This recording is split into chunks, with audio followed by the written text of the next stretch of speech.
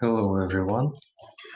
As we know, any living cell able to respond to external actions by changing of the physiological activity. In general cases, it looks like this. Living cell receive any stimulus and then as response to this start to change some physiological actions, some physiological responses. For example, it is a changing of charge of membrane. It is a changing of the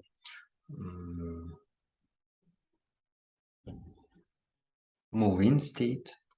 It can start to move to somewhere, okay, like leukocytes when feel attractive chemical agents from the antigens. Okay, and today in this topic we discuss some physiological some type of this physiological response like excitation.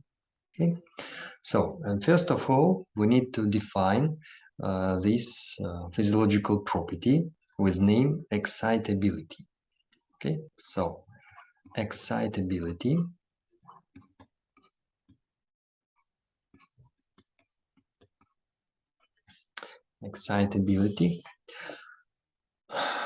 is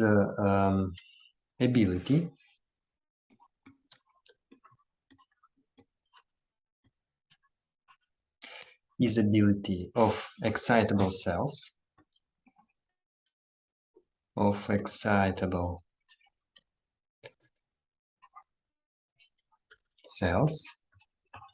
such as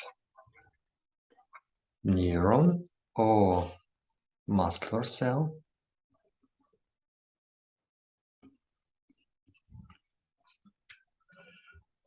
to respond to a stimulus with an excitatory response. Okay. Respond to a stimulus. Respond to a stimulus with an excitatory response.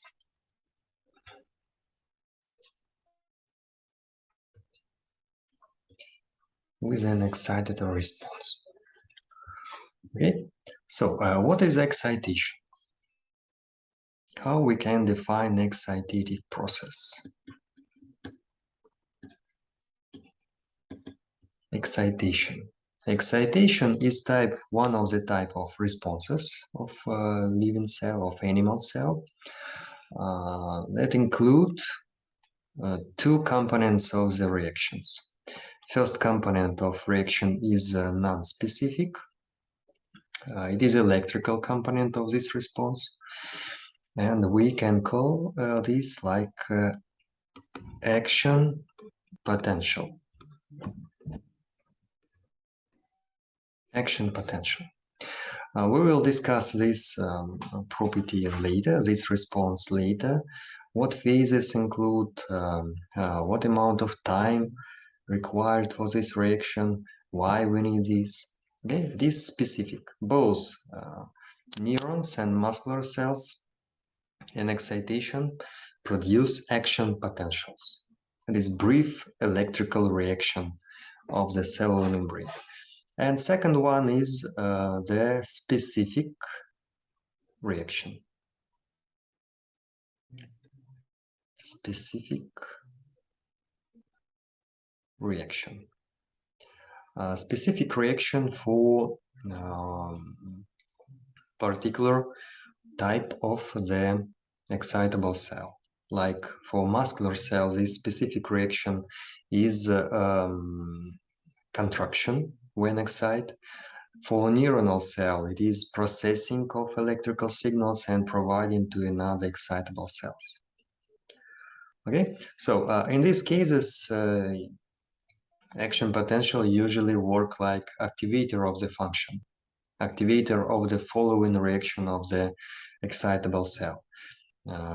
when we act by the stimulus to the muscular tissue, for example, to the striated muscle or smooth muscle by mechanical stimuli, by the chemical stimulation, or by the chemical or mechanical stimulation, we activate production of the electrical response. First of all, produce action potential of excitable cell, and then action potential activate some chemical conversions inside these cells, and finally it will make activation of the contractile proteins such as actin and myosin inside sarcomeres, and activate process of the mechanical shortening of the tissue.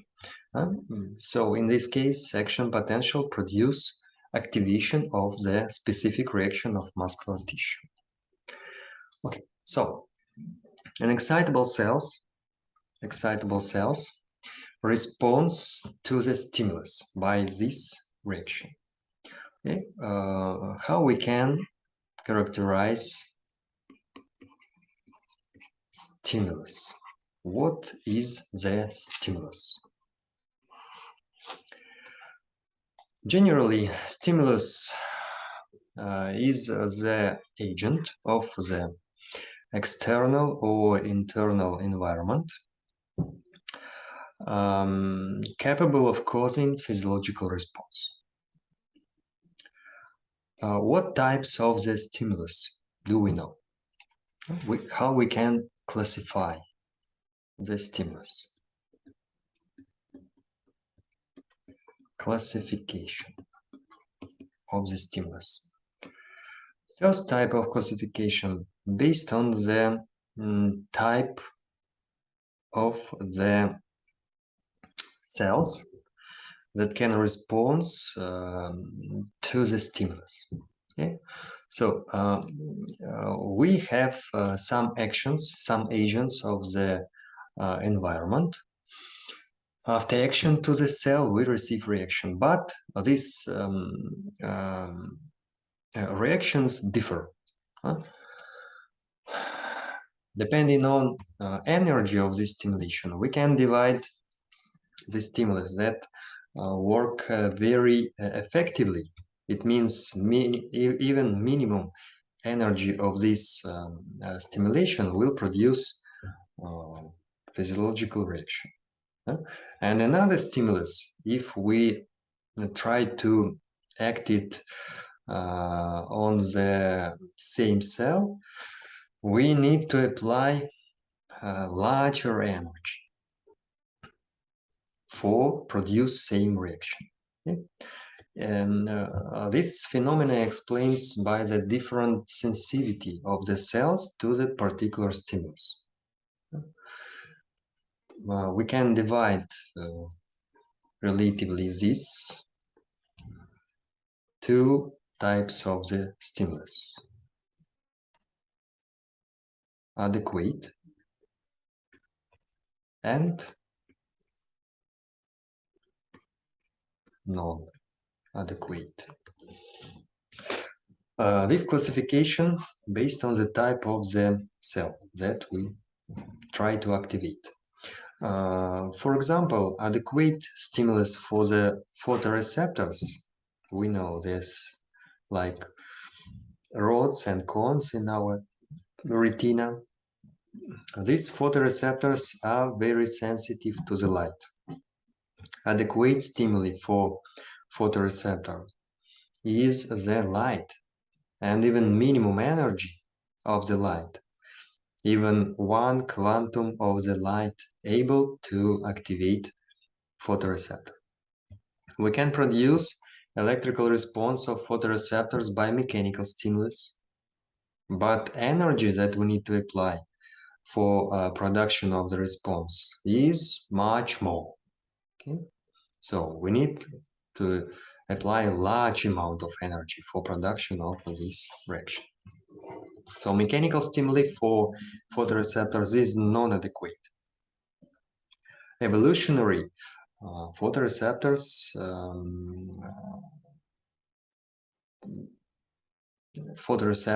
beta better response to the light energy stimulation. Okay, so second type of subdivision or classifying based on the nature of stimulus.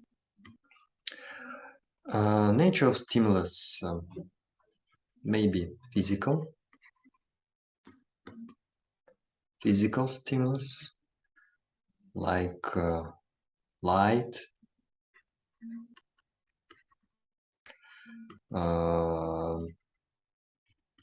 mechanical action.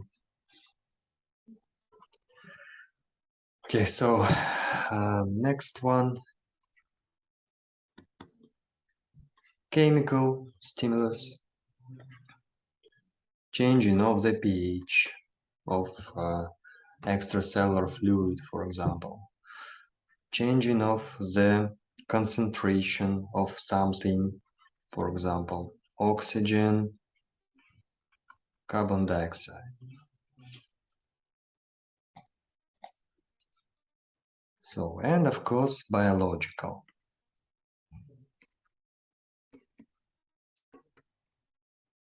Biological, as we know. Viruses, bacteria, etc. The action of any of these stimulus can produce physiological reaction. Okay? This physiological reaction usually has adaptive result. It will change function that will resist to the external action. Next subdivision of the stimuluses is the strength.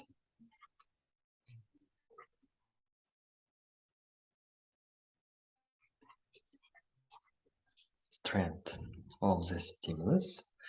Relatively this we can this characteristic give us ability to divide stimuluses relatively ability to produce response of living cell to the stimulation, and stimuluses that cannot stimulate living cell, excitable cell, we can call like sub-threshold.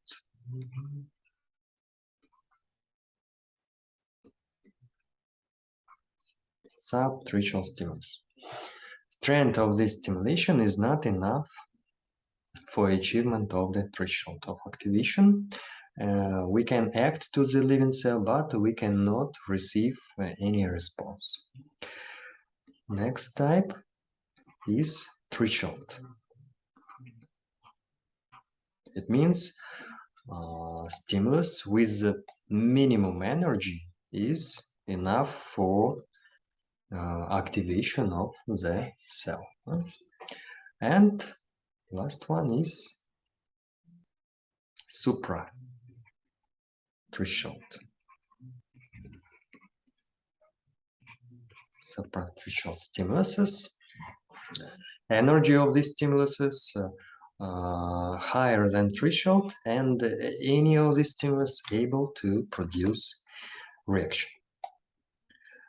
We have an interesting ratio between action of between strength of the stimuluses and character of the reaction. Very easy to see that on the graph that indicate ratio between strength of the stimulation and time of the reaction that we can produce. Okay. For this, we need to prepare axis that indicates strength and indicate time of the response. Okay, so This axis indicates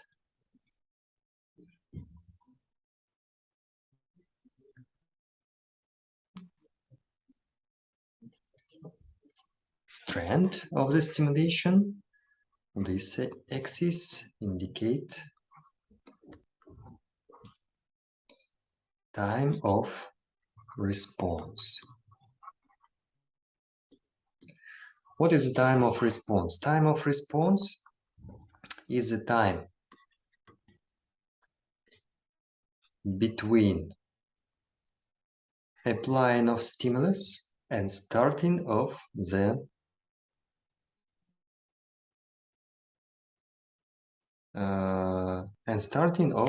physiological response. Okay, between stimulus and response. Okay, so and this ratio looks like this. This ratio looks like this. What we can see on this ratio? On this ratio, we can see threshold.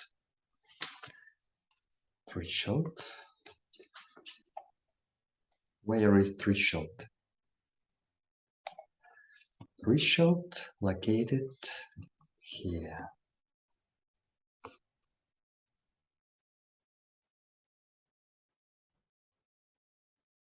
Threshold is minimum energy that we need to apply for the cell for production of the reaction. When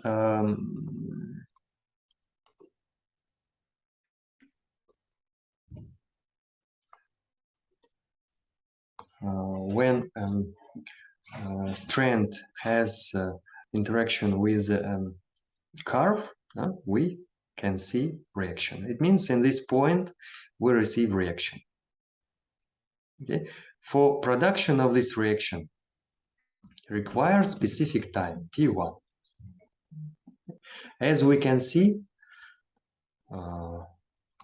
if we apply threshold stimuli but time of the action to the living cell is very low, we cannot receive reaction. In this case, in this time of action, t0, we cannot receive any reaction. It means no reaction, and this stimulus is sub-threshold, but relatively time of action. Strength of the stimulation is enough, but even minimum threshold strength of the action required minimum of time of the action to the tissue. Okay, so this time has specific name. Okay, T1 is useful time.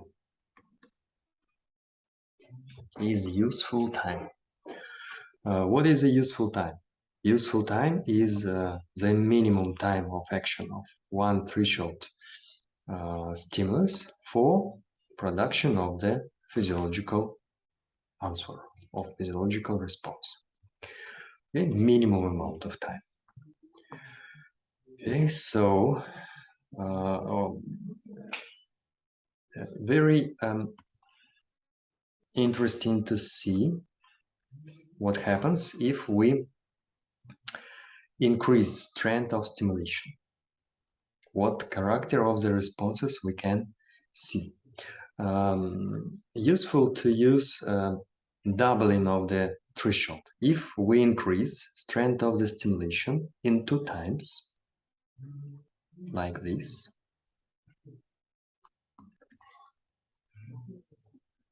and we apply 2 threshold stimulation, we can see that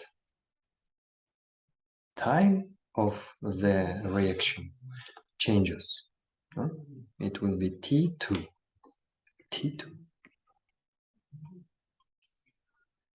T2 is the specific name of this value is Cronach C. Cronach C. What is a Cronach C? Cronach C is the time that required for reaction of the excitable cell to the doubling threshold, to the double threshold. As we can see, ratio between these responses looks like this. It means the more strength of the stimulation, the less time required for production of the reaction. And on this graph, we can see important thing that we can increase strength of the stimulation to the maximum or to the infinity, but any stimuli, not depending on value of this strength, required minimum of time of the action to the living cell for production of the reaction. This graph not cross with axis. It will go to the infinity.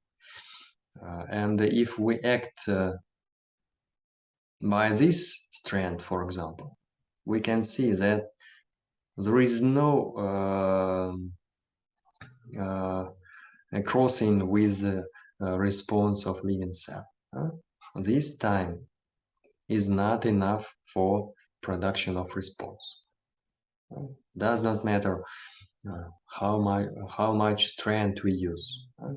We will not receive any reactions. Okay, so it is about strength of the stimuluses and response of the cell. What are the measures of excitability? We know. So we can divide strength characteristics such as threshold or double threshold, and time characteristics like useful time. It is minimum time of action of one threshold stimuli for production of the response, and Cronach C, minimum time of the action of stimulus is required for doubling of response to the doubling of the threshold.